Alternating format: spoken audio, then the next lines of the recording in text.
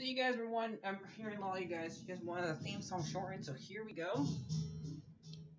This girl reviews movies, games, and books. Sometimes she plays them. So does that, and when she does it with the cat, does that make her crazy? Does that make her crazy? Probably. So, it's shorter. There you go. CrazyCatLady or Martha Butler does not own any trailers or pictures. I use them under fair use, educational, for education and entertainment purpose. Hi everybody, Martha here, and the next one for the Tales of the Plzzaplex story, the last one is out.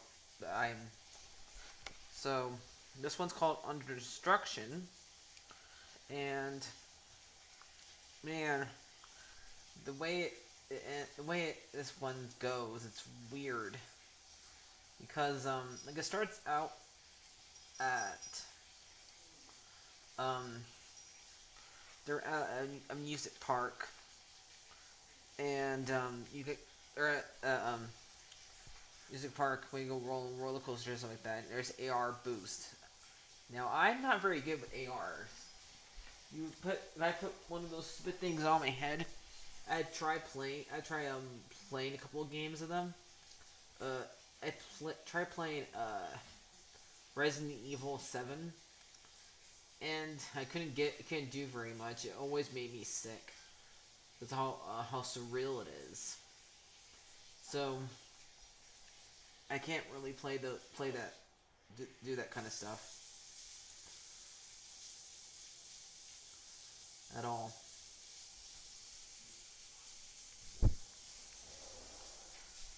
And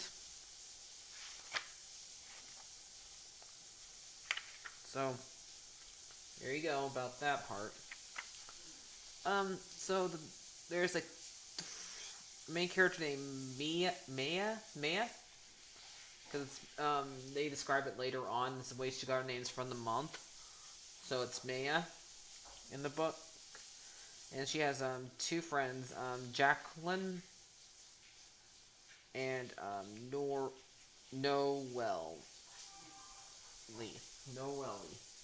and they're inside. They go to the AR booth in this, and Noelle has her birthday show up on in there, and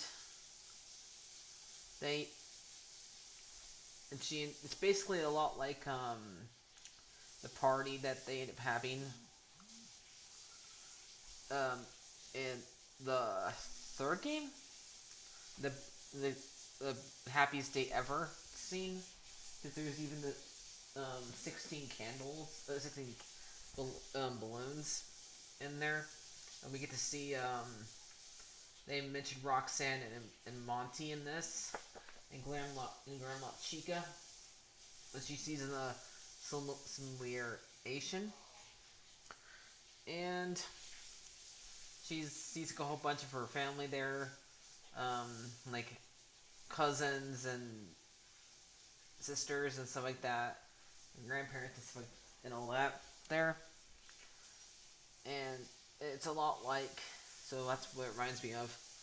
And so they eventually go on a roller coaster, and then she goes back into the simulation, back on there, and you're like wondering this whole entire time this is going on. Dude, this whole entire story, the rest of the story, is she still in the simulation? Because the way, it's getting so weird. And yes, I agree they should probably use a fake sickness, because instead of something that was really real, because it's the way, because basically everybody in the world was getting cancer, and it, like, there's even like a part in this where it would show like different countries, like Britain would have like a bunch of numbers, No, let me find that page. Hold on. Okay.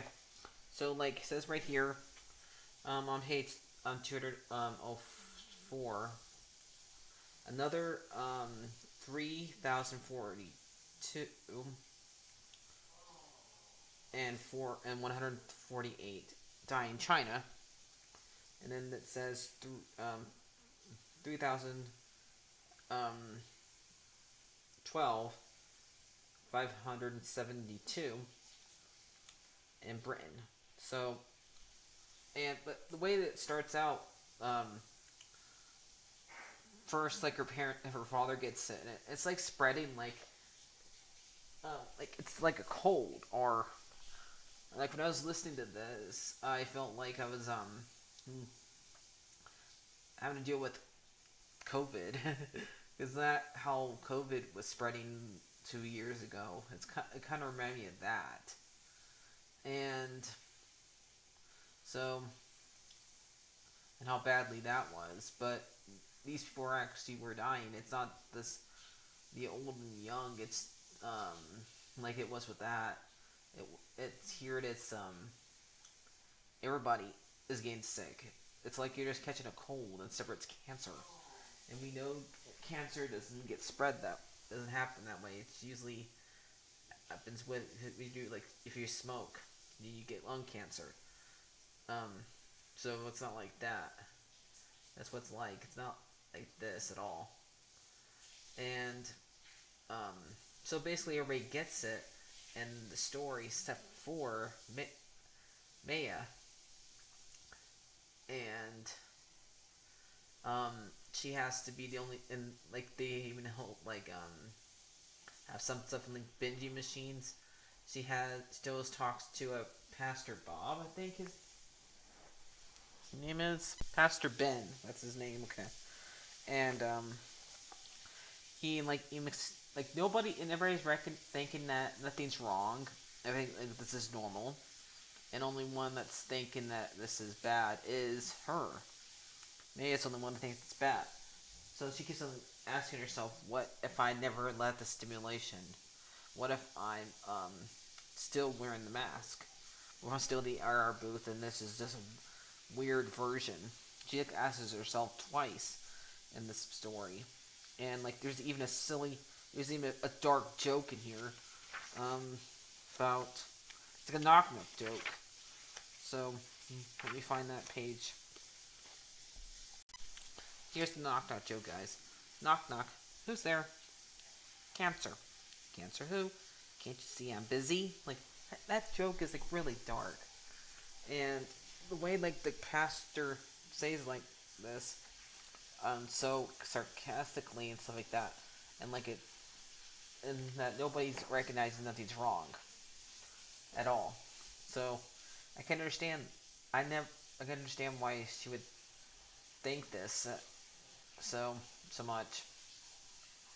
And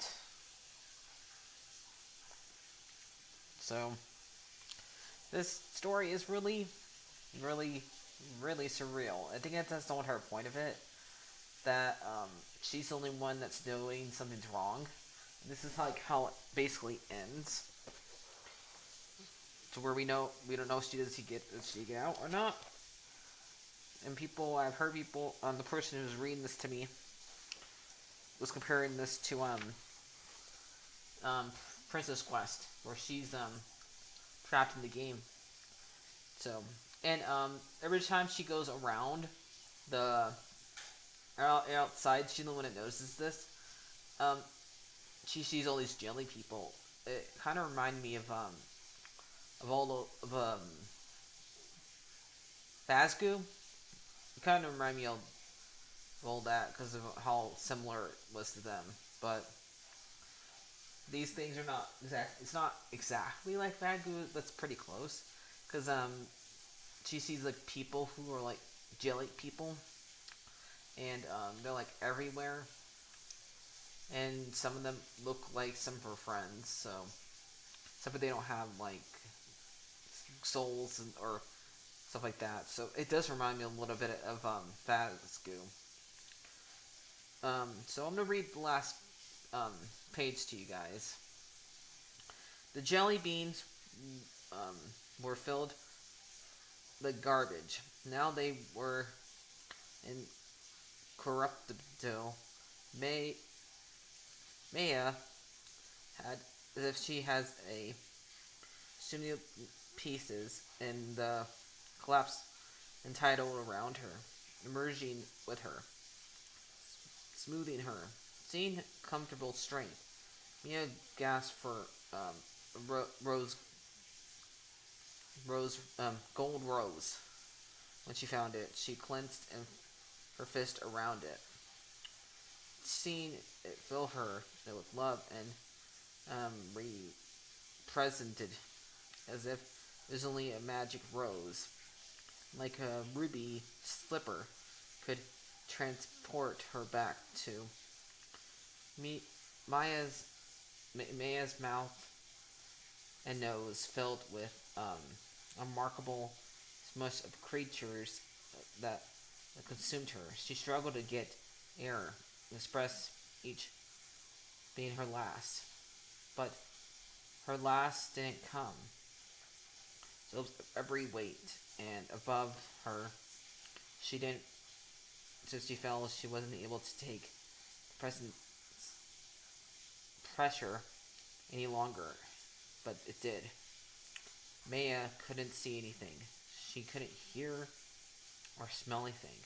She was gone beyond feeling too. All she was aware of the force above her.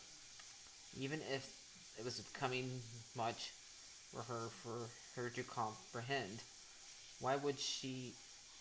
Wasn't she even dead yet? When would it be over? Maya inhaled and couldn't. Hopefully this would be in soon, or would it? So basically, there were so many of these jelly people around the very end of the story, because all people were dying in her community. Like basically everybody, like she would like run over, take care of somebody else's family, and go back and take care of her family, and basically, and all that. And every single time somebody new died, there was a new jelly person outside. So, and there was like a whole bunch, like by the time she went outside to take care of a new family, like I said, she's the only person that's not getting sick. More jelly people. So basically, it's saying here that the jelly people consumed her, and we don't know that she doesn't get out of the simulation. If she's in the simulation at all, or if it's really happening. If we don't know what it is. And for somebody who had to deal with cancer in their family recently and had to say goodbye to somebody, this is a little bit too much for me. But so I do wish they did not use a real sickness at all in this at all. Not really.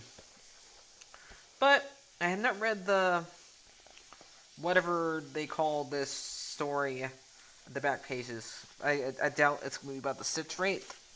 So whatever it is, if anybody knows, don't tell me. I'm going to be reading. I'll listen to it next time, like a week from now, probably. So, also before I say goodbye, I tried to upload reaction to the Addams Family trailer, but sadly it got blocked. And I just even tried muting it, so I can't. I couldn't react for you guys because both times it was blocked. Can't wait for that show to come on Netflix. Morticia is being played by Christina Ricci in it. And I can't wait to see how she does as Morticia. She did great as Wednesday back in the 90s. Now we're going to see her do a different role. And